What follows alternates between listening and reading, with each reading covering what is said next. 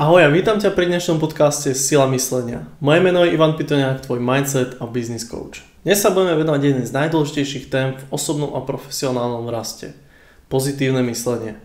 Ako mindset a business coach ti pomôžem naučiť sa, ako vnímať veci pozitívne, sústrediť sa na tvoje silné stránky a využiť príležitosti na zlepšenie. Prečo je pozitívne myslenie tak dôležité? Pozitívne myslenie nie je len o tom, že sa budeš stále usmievať a ignorovať problémy.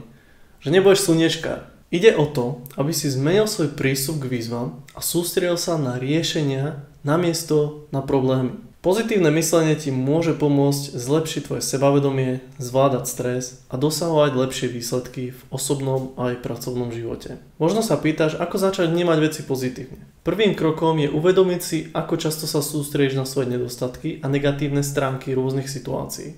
Uvedom si, že každý má svoje silné aj slabé stránky. Ale kľúčom k úspechu je zamerať sa na to, v čom si dobrý a čo môžeš zlepšiť. Skús každý deň nájsť jednu pozitívnu vec vo svojom živote a zapísať si ju. Môže to byť čokoľvek.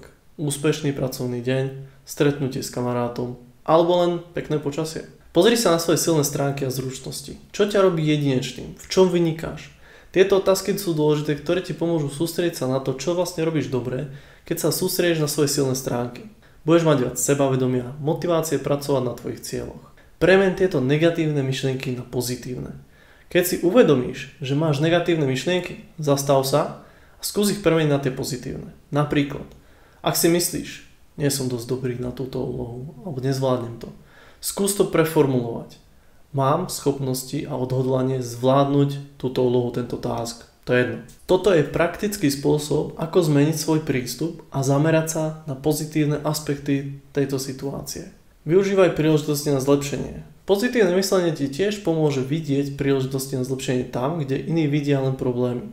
Namiesto toho, aby si sa sústredil na to, čo sa pokazilo, zameraj sa na to, čo môžeš urobiť lepšie na budúce.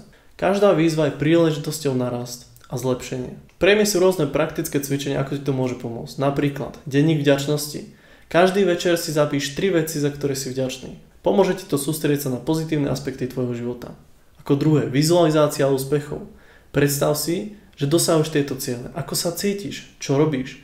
Vizualizácia ti pomôže mať jasnú predstavu o tom, čo chceš dosiahnuť a ako sa tam dostať. A ako posledné sú afirmácie. Využívaj pozitívne utvrdenia, ktoré ťa posilnia.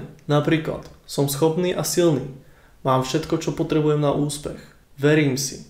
Toto pozitívne myslenie je kľúčom k osobnému a profesionálnemu rastu. Pomáha ti sústrediť sa na svoje silné stránky, vidieť príležitosti na zlepšenie a zároveň zvládať výzvy s väčšou ľahkosťou. Začni už dnes, nauč sa vnímať veci pozitívne a sleduj, ako sa tvoj život mení k lepšiemu. Ďakujem ti, že si vypočul tento podcast a zároveň aj pozrel.